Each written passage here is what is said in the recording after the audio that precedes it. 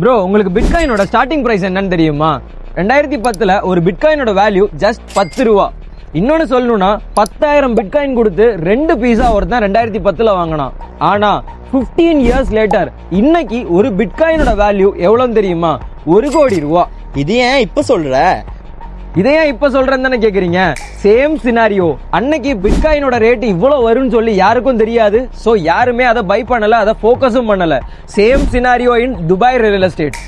Next 5 years 10 இயர்ஸ்ல ஒரு 100% appreciation நீங்க எக்ஸ்பெக்ட் பண்றீங்க அப்படின்னா I can tell you the best project in the Dubai you can invest. North Dubai ஃபுல்லா jam packed ஆயிடுச்சு, கோஸ்டல் ஏரியா ஃபுல்லா டெவலப் பண்ணியாச்சு. இப்போ நெக்ஸ்ட் ப்ராஜெக்ட்ஸ் எல்லாம் இப்போ எங்க தான் வரும்? Central Dubai or either south Dubai.